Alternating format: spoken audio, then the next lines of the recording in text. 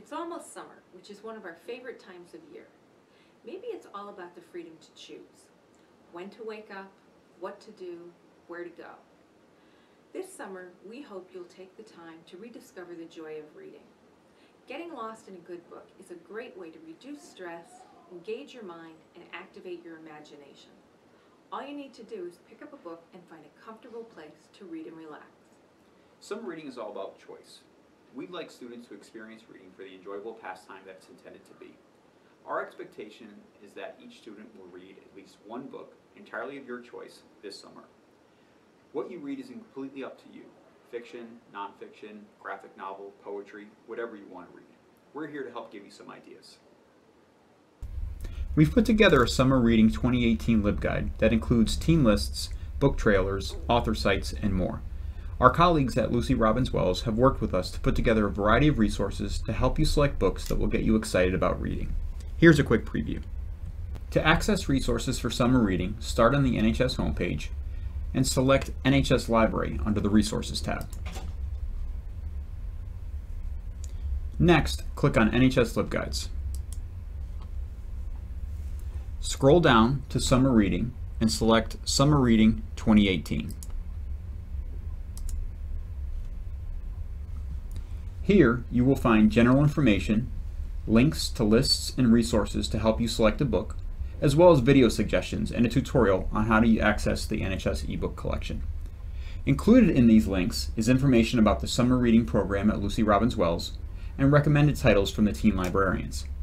Finally, notice a link to some sample discussion questions, linked here, as well as the opportunity to win prizes just for sharing some information about your summer reading with us. Use this link, top right of the page, to be entered to win. Students enrolled in AP classes should also select the AP tab at the top of the page to view summer assignments that are specific to the AP course in which they are enrolled. Assignments are arranged by course. If you don't see your AP class on this page, you should contact the teacher for instructions. The Student Suggestions tab is a place where you can suggest books as well as look at other students' suggestions. Just fill out the Google form to suggest a title. To view titles that have been submitted, scroll to the bottom of the page and select the link under View Student Suggestions. We'll leave you with a few of our personal suggestions. For me, the series not to miss is the Arc of a Scythe series by Neal Shusterman, the author of Unwind. And I also happen to know that Mr. Riggy is a big fan. This chilling science fiction series begins with Scythe, set in a future world where disease has been eliminated, and the only way to die is to be randomly killed or gleaned by professional reapers called scythes. Citra and Rowan are teenagers who've been selected to be scythes apprentices, and despite wanting nothing to do with the job, they must learn every method of killing and come to understand the necessity of what they must do. Only one of them, however, will be chosen as a scythe, and the winning apprentice's first task will be to glean the loser. Things further complicate when the two develop feelings for each other and are pitted against each other in the fight of their lives. It's often hard for a sequel to live up to the first book in a series, but Thunderhead delivers with disturbing insights about the Thunderhead, the computer that controls virtually all of mankind's affairs. Some clever plot twists and an absolutely phenomenal ending that will leave you eagerly awaiting book 3, which is in the works. I read a lot of memoirs, and one that has stuck with me this year is Scott Kelly's Endurance. Scott Kelly has seen and done things that very few people will ever experience.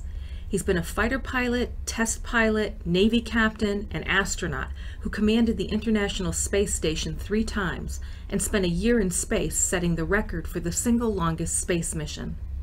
This book details what it's like to hurtle above the Earth at high velocity in a high-tech tin can. For me, this book was all about the power of persistence. Kelly was a bit of a troublemaker in high school, graduating in the bottom half of his class. When he read Tom Wolfe's book, The Right Stuff, about the Mercury astronauts, he says everything changed and he realized what he had to do. So he took remedial classes and committed himself to studying in order to get into flight school. And despite being rejected from the astronaut training program, he kept reapplying until he earned a spot. The book is as entertaining as it is informative, with lots of color pictures and plenty of humorous inside stories about life on the space station, training with Russian cosmonauts, and what it's like to have an identical twin brother who's also an astronaut.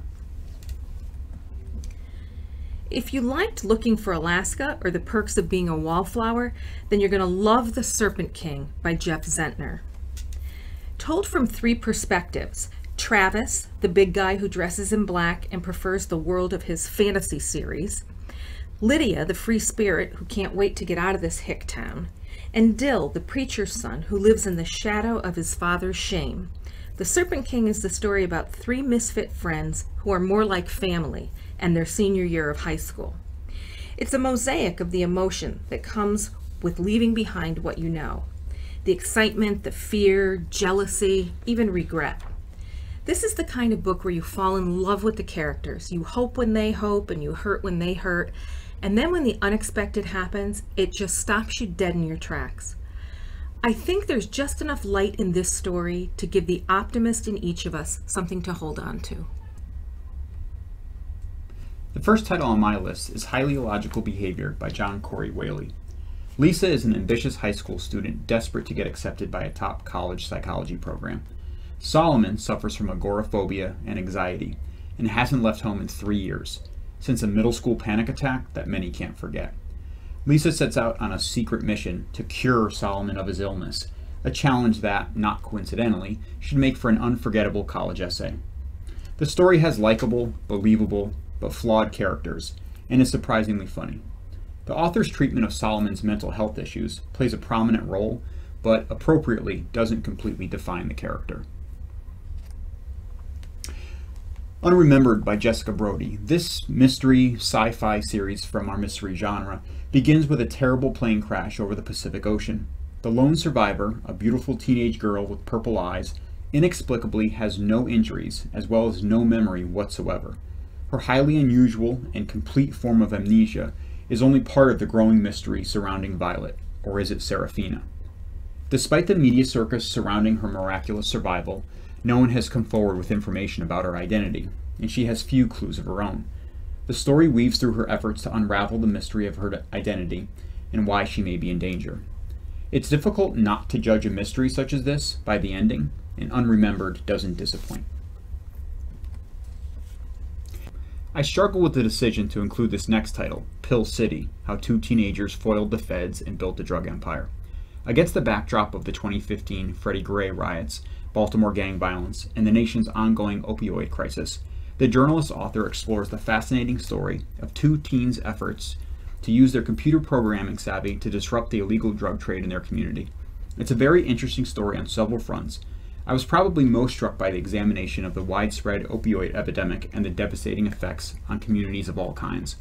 Since its publication, the book and author have come under considerable criticism, as many have questioned the legitimacy of the author's anonymous sources. To date, the author and publisher stand behind the facts of the story, but the controversy does raise interesting questions about acceptable journalistic practice, especially when investigating sensitive topics that can necessitate anonymous sources. Perhaps it's fair to read this title with a dose of skepticism.